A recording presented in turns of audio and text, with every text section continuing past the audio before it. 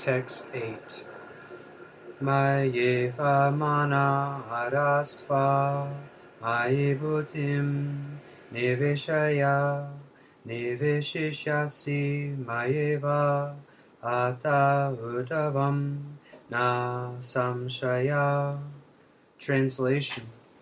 Just fix your mind upon me, the Supreme Personality of Godhead, and engage all your intelligence in me. Thus you will live in me always, without a doubt. Purport. One who is engaged in Lord Krishna's devotional service lives in a direct relationship with the Supreme Lord, so there is no doubt that his position is transcendental from the very beginning. A devotee does not live on the material plane, he lives in Krishna. The holy name of the Lord and the Lord are non-different. Therefore, when a devotee chants Hare Krishna, Krishna and his internal potency are dancing on the tongue of the devotee. When he offers Krishna food, Krishna directly accepts these eatables, and the devotee becomes Krishnaized by eating the remnants. One who does not engage in such service cannot understand how this is so, although this is a process recommended in the Gita and in other Vedic literatures. Text 9. Ata chitam samatatum na shaknoshi mayi stiram abhyasa yogena tato maham yachaptam dhananjaya. Translation. My dear Arjuna, O winner of wealth, if you cannot fix your mind upon me without deviation, then follow the regulated principles of Bhakti Yoga. In this way you will develop a desire to attain me. Purport. In this verse, two different processes of Bhakti Yoga are indicated. The first applies to one who has actually developed an attachment for Krishna, the Supreme Personality of Godhead, by transcendental love. And the other is for one who has not developed an attachment for the Supreme Person by transcendental love. For this second class, there are different prescribed rules and regulations which one can follow to be ultimately elevated to the stage of attachment to Krishna. Bhakti Yoga is the purification of the senses. At the present moment in material existence, the senses are always impure, being engaged in sense gratification. But by the practice of Bhakti Yoga, these senses can become purified, and in the purified state they come directly in contact with the Supreme Lord. In this material existence, I may be engaged in some service to some master, but I don't really lovingly serve my master. I simply serve to get some money. But the master also is not in love. He takes service from me and pays me, so there is no question of love. But for spiritual life, one must be elevated to the pure stage of love. That stage of love can be achieved by practice of devotional service, performed with the present senses. This love of God is now in a dormant state in everyone's heart, and their love of God is manifested in different ways, but it is contaminated by the material association. Now the material association has to be purified, and that dormant natural love for Krishna has to be revived. That is the whole process. To practice the regulative principles of Bhakti Yoga, one should, under the guidance of an expert spiritual master, follow certain principles. One should rise early in the morning, take bath, enter the temple, and offer prayers and chant Hare Krishna, then collect flowers to offer to the deity, cook foodstuffs to offer to the deity, take prasadam, and so on. There are various rules and regulations which one should follow, and one should constantly hear Bhagavad Gita and Srimad Bhagavatam from pure devotees. This practice can help anyone to rise to the level of love of God, and then he is sure of his progress into the spiritual kingdom of God. This practice of Bhakti Yoga, under the rules and regulations, with the direction of a spiritual master, will surely bring one to the stage of love of God. Text 10. Abhyase piya samartosi makama paramo bhava maratam api kamani kurvam siddhim avapasyasi. Translation. If you cannot practice the regulations of Bhakti Yoga, then try to work for me, because by working for me you will come to the perfect stage. Purport. One who is not able even to practice the regulative principles of Bhakti Yoga under the guidance of a spiritual master can still be drawn to this perfectional stage by working for the Supreme Lord. How to do this work has already been explained in the 55th verse of the 11th chapter. One should be sympathetic to the propagation of Krishna consciousness. There are many devotees who are engaged in the propagation of Krishna consciousness, and they require help. So even if one cannot directly practice the regulated principles of Bhakti Yoga, he can try to help such work. Every endeavor requires land, capital, organization, and labor, just as in business one requires a place to stay, some capital to use, some labor, and some organization to expand. So the same is required in the service of Krishna. The only difference is that in materialism one works for sense gratification. The same work, however, can be performed for the satisfaction of Krishna, and that is spiritual activity. If one has sufficient money, he can help in building an office or temple for propagating Krishna consciousness. Or he can help with publications. There are various fields of activity, and one should be interested in such activities. If one cannot sacrifice the result of such activities, the same person can still sacrifice some percentage to propagate Krishna consciousness. This voluntary service to the cause of Krishna consciousness will help one to rise to a higher state of love for God, whereupon one becomes perfect. Text 11. Atitadapyakshaktosi katam adyogam ashritam savakama palatiyagam tatakuru yatatmavan. Translation. If, however, you are unable to work in this consciousness, then try to act giving up all results of your work and try to be self-situated. Purport. It may be that one is unable to even sympathize with the activities of Krishna consciousness because of social, familial, or religious considerations, or because of some other impediments. If one attaches himself directly to the activities of Krishna consciousness, there may be objection from family members, or so many other difficulties. For one who has such a problem, it is advised that he sacrifice the accumulated results of his activities to some good cause. Such procedures are described in the Vedic rules. There are many descriptions of sacrifices and special functions of the pumundi, or special work, in which the result of one's previous action may be applied. Thus one may gradually become elevated to the state of knowledge. It is also found that when one who is not even interested in the activities of Krishna consciousness gives charity to some hospital or some other social institution, he gives up the hard-earned results of his activities. That is also recommended here because by the practice of giving up the fruits of one's activities, one is sure to purify his mind gradually, and in that purified stage of mind, one becomes able to understand Krishna consciousness. Of course, Krishna consciousness is not dependent on any other experience because Krishna consciousness itself can purify one's mind. But if there are impediments to Krishna consciousness, one may try to give up the result of his action.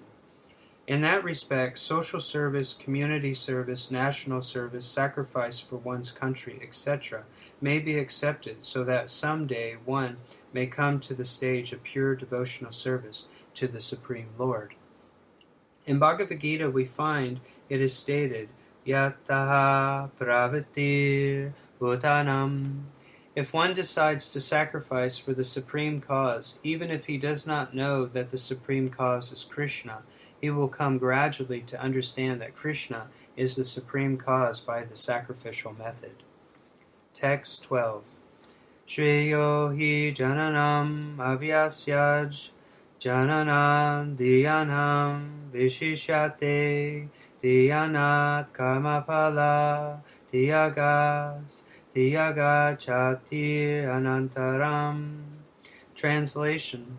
If you cannot take to this practice, then engage yourself in the cultivation of knowledge. Better than knowledge, however, is meditation, and better than meditation is renunciation of the fruits of action, for by such renunciation one can attain peace of mind. Purport. As mentioned in the previous verses, there are two kinds of devotional service: the way of regulated principles and the way of full attachment and love to the Supreme Personality of Godhead. For those who are actually not able to follow the principles of Krishna consciousness, it is better to cultivate knowledge, because by knowledge one can be able to understand his real position. Gradually, knowledge will develop to the point of meditation. By meditation, one can be able to understand the Supreme Personality of Godhead by a gradual process.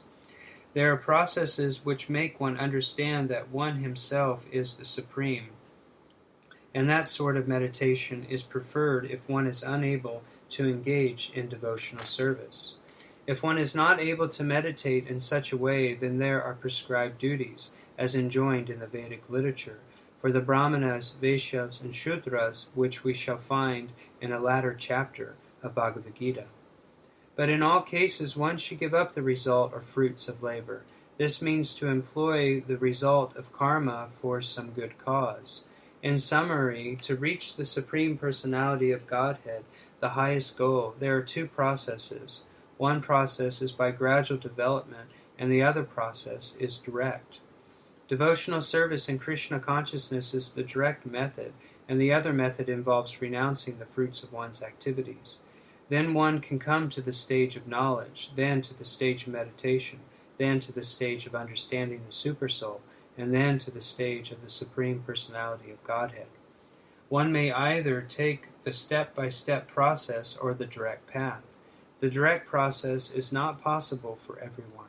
Therefore, the indirect process is also good. It is, however, to be understood that the indirect process is not recommended for Arjuna, because he is already at the stage of loving devotional service to the Supreme Lord. It is for others who are not at this state. For them, the gradual process of renunciation, knowledge, meditation, and realization of the Supersoul and Brahman should be followed. But as far as Bhagavad Gita is concerned, it is the direct method that is stressed. Everyone is advised to take to the direct method and surrender unto the Supreme Personality of Godhead, Krishna. Text 13 through 14. Adveshta Savabhutanam Netra Karuna Ivacha Nirmamo Nirahankara Samadukha Sukha Keshamim Santushta Satatam Yogi Yatatama Drita Nishtaya Maya Pita Manobhutir Yomad Bhakta Samipriyam. Translation. One who is not envious, but who is a kind friend to all living entities, who does not think himself a proprietor, who is free from false ego and equal both in happiness and distress, who is always satisfied and engaged in devotional service with determination, and whose mind and intelligence are in agreement with me, he is very dear to me. Purport. Coming again to the point of pure devotional service, the Lord is describing the transcendental qualifications of a pure devotee in these two verses. A pure devotee is never disturbed in any circumstances, nor is he envious of anyone, nor does a devotee become his enemy's enemy. He thinks that one is acting as his enemy due to his own past misdeeds. Thus, it is better to suffer than to protest. In the Srimad Bhagavatam, it is stated, Tate nukampam su samikisha mano. Whenever devotee is in distress or has fallen into difficulty, he thinks that it is the Lord's mercy upon him. He thinks, thanks to my past misdeeds, I should suffer far, far greater than I am suffering now. So it is by the mercy of the Supreme Lord that I am not getting all the punishment I am due. I am just getting a little by the mercy of the Supreme Personality of Godhead.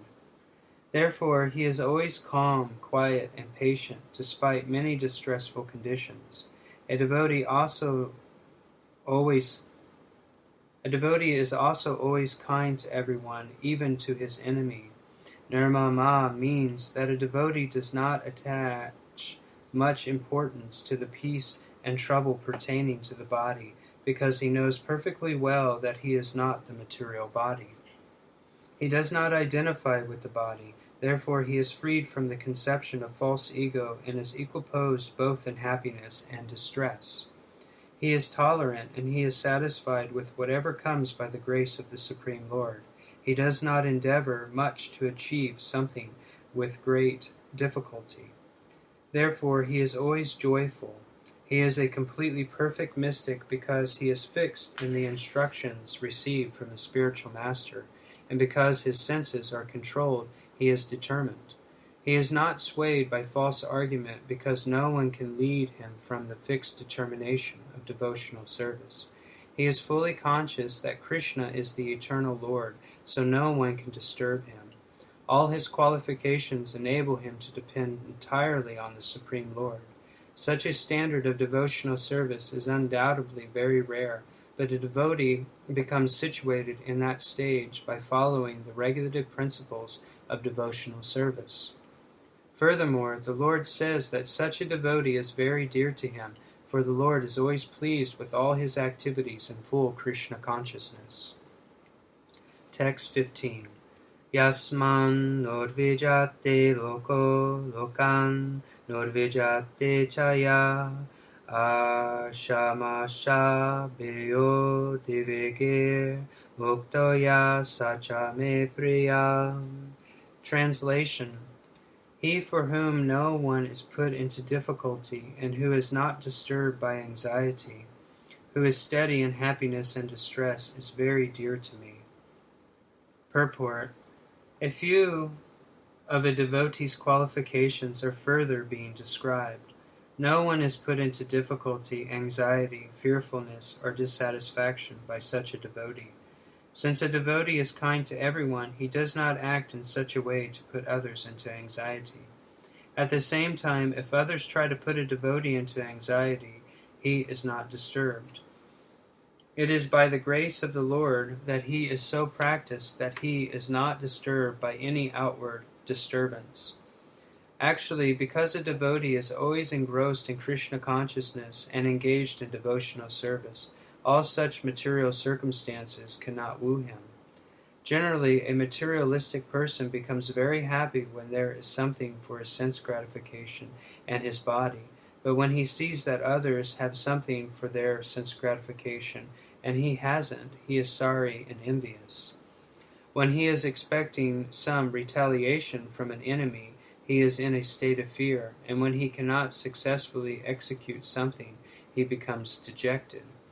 But a devotee is always transcendental to all these disturbances, therefore he is very dear to Krishna. Text 16.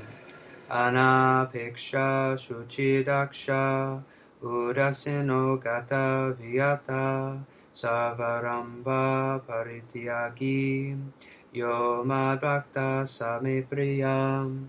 Translation. A devotee who is not dependent on the ordinary course of activities, who is pure, expert, without cares, free from all pains, and who does not strive for some result, is very dear to me. Purport. Money may be offered to a devotee, but he should not struggle to acquire it. If automatically, by the grace of the Supreme, money comes to him, he is not agitated.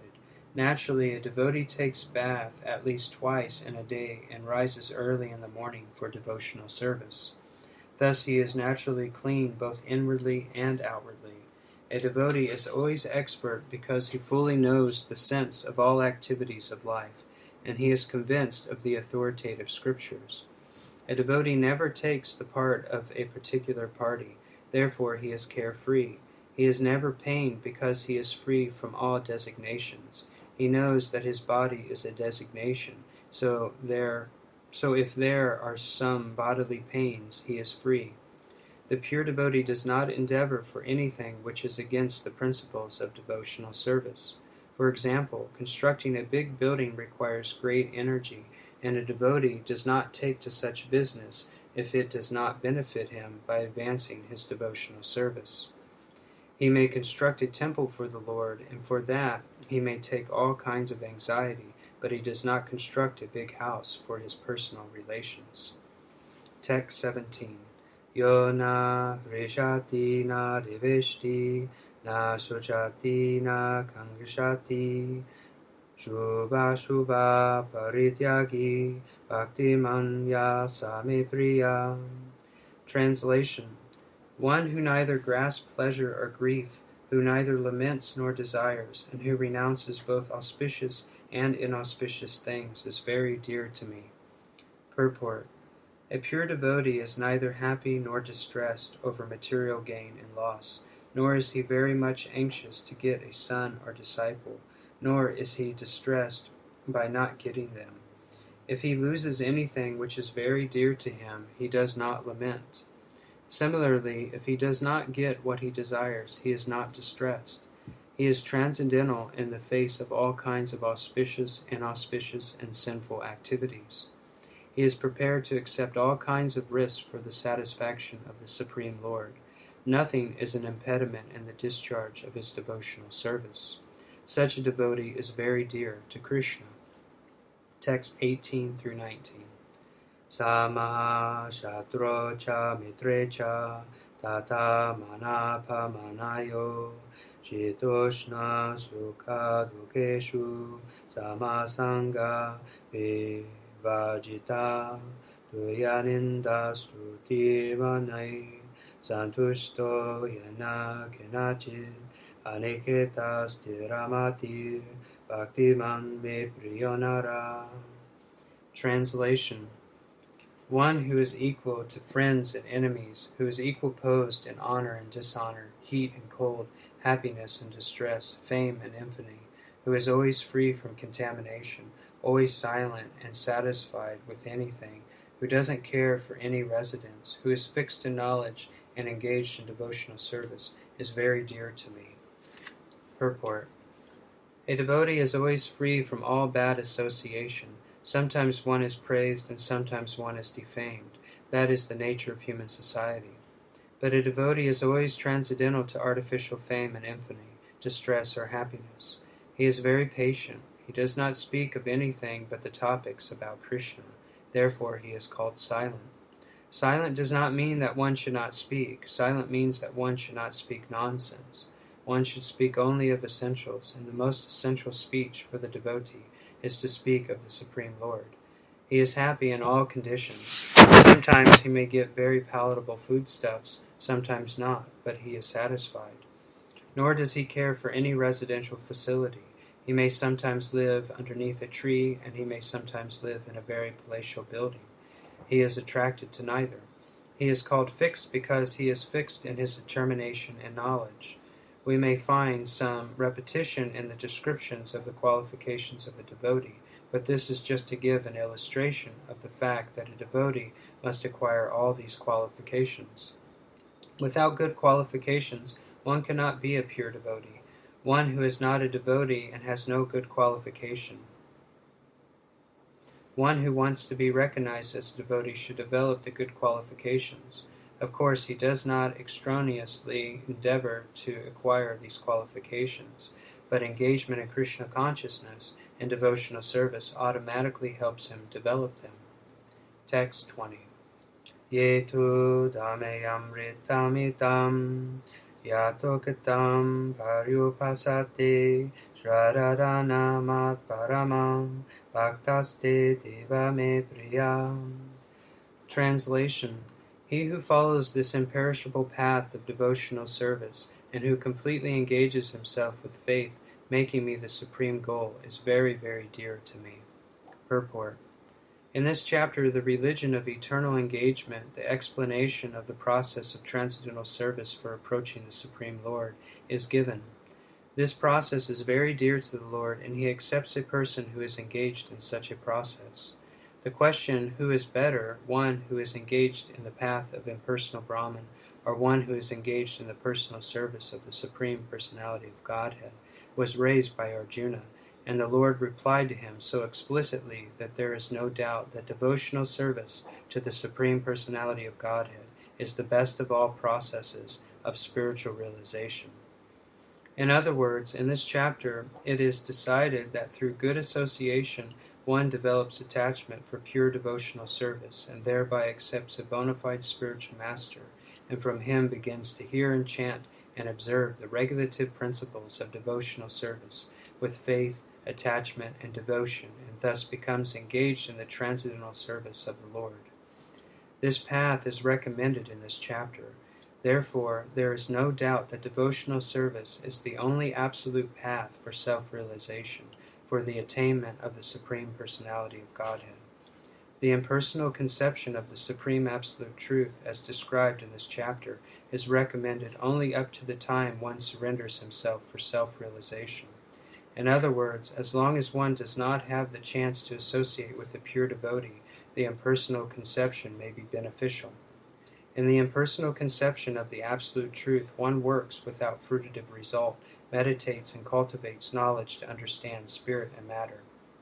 This is necessary as long as one is not in the association of a pure devotee.